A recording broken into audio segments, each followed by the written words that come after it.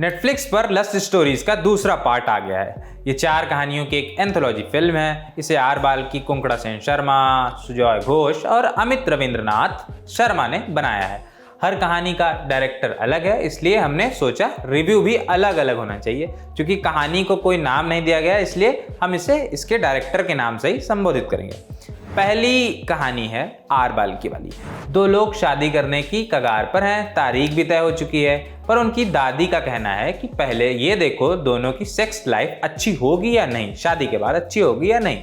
जैसे गाड़ी खरीदने से पहले टेस्ट ड्राइव ली जाती है, वैसा कुछ। हालांकि वो ये नहीं चाहती कि जिसके साथ सेक्स अच्छा हो उसी से शादी की जाए, लेकिन जिससे शादी की जाए उसके साथ सेक्स अच्छा जरूर होना चाहिए। आर बाल्की ने इस कहानी को संजीदगी से ट्रीट किया है। इसके एक अश्लील टॉपिक बनने की संभावना थी, काफी ज्यादा संभावना थी, पर बाल्की ऐसा होने से इसको बचा ले गए हैं। सीधी बात, नो बकवास वाला फंडा उन्होंने अपनाया है। हालांकि मुझे निजी तौर पर यह लगा कि शादी करने जा रहे वेदा और अर्जुन को थोड़ा और स्पेस देना चाहिए था। उनके निजी पलों की बातचीत और दिखाया जाता तो हम उनकी मानसिक और यौनिक अवस्था को बतौर दर्शक ज्यादा समझ पाते। अर्जुन के किरदार में अंगद बेदी ने नपातुला काम किया है। दूसरी ओर मृणाल ठाकुर कई जगहों पर आर्टिफिशियल लगी हैं। खासकर दादी व नीना गुप्ता की बातों पर हंसती हुई मृणाल कई जगहों पर ठीक ठाक फेक लगी हैं। नीना गुप्ता एक्टिंग में दिन प्रतिदिन नए प्रतिपान स्थापित करती जा रही हैं। वो अगर कोई चीज उठाने के लिए झुकती भी हैं तो इस झुकाव में भी उनका बुढ़ापा झलकता है। कोई ऐसा नहीं है कि उन्होंने कुछ जबरदस्ती घुसेड़ा है, स्क्रीन पर उनसे सब कुछ बहुत सहज फूटता है। वेदा के माँ बाप की सेक्स लाइफ पर आर बाल्की को थोड़ा और ज्यादा बात करनी चाहिए थी। इससे वो अधेड़ पति पत्नी की काम इच्छाओं को ज्यादा एड्रेस कर सकते थे। हालांकि इसमें ये रिस्क भी था कि वो मूल मुद्दे से भटक जाते। मुझे बाल्की का एक फ्रेम काफी अच्छा लगा। एक और नीना गुप्ता खड़ी है और दूसरी ओर वेदा के पेरेंट्स। दोनों के बीच में एक दरवाजा है। ये उनकी सोच में 2 फाड़ का रूपक है। कोई अनुपम प्रयोग नहीं है, पर मुझे बढ़िया लगा। कोंकणा सेन शर्मा दूसरी कहानी है उनकी, और ये मेरे लिए चारों में से बेस्ट पार्ट रहा। कोंकणा को डायरेक्शन की फ्रीक्वेंसी बढ़ानी चाहिए। बहुत कमाल का डायरेक्शन है। सोचिए, शुरू के कुछ मिनट बिना डायलॉग के कहानी आगे बढ़ती है और क्या कमाल बढ़ती है। इनविजिबल कट्स का बहुत सही इस्तेमाल है। कैमरा पैन होता जाता है और आपको कट्स का पता नहीं चलता। एक शॉट है जो मुझे काफी पसंद आया, इसे आप सेमी डॉली जूम शॉट कह सकते हैं, इसलिए क्योंकि इस शॉट में सिर्फ जूम नहीं हो रहा है, बहुत हल्का सा डॉली मूवमेंट भी है। इशिता के रोल में तिलोत्तमा सोम सिर्फ शून्य में खोई हुई हैं।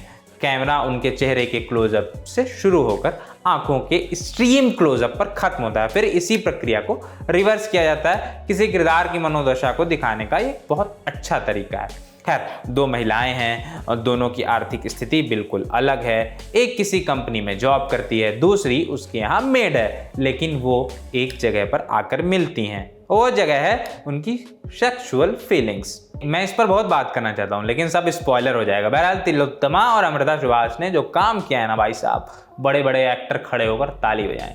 एक सीन जहां दोनों आपस में लड़ती हैं, उस झगड़ने में भी संकोच है। ऐसा ही क्लाइमैक्स में जब दोनों मिलती हैं, उस मिलने में भी संकोच है।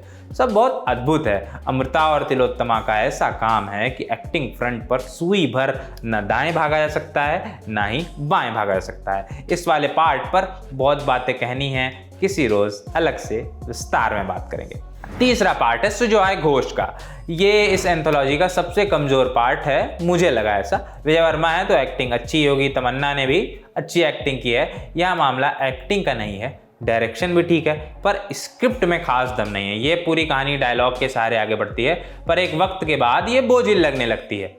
काफ़ी समय तो आप यही शुरुआत के काफ़ी समय तो आप यही समझने में निकाल देते हैं कि आखिर कहानी में हो क्या रहा है। इसमें सेक्स के साथ थ्रिलर को मिक्स करने की कोशिश की गई है, पर इसमें सुजॉय घोष के साथ नाकामयाबी लगी है। ये वाला पार्ट निर्मल वर्मा की किसी कहानी की तरह एक ही कमरे में घटने की कोशिश करता है, पर सफल नहीं हो पाता। एक ओपन एंडिंग और सरप्राइजिंग क्लाइमैक्स के जरिए सारी कमियों की भरपाई करने का प्रयास हुआ है, पर वो भी कुछ ऐसा नहीं है जो हमने इससे पहले नहीं देखा हो। इसलिए इस कहानी ने मुझे निराश किया। इसमें बस लस्ट थी, एक मुकम्मल स्टोरी कहीं गायब थी।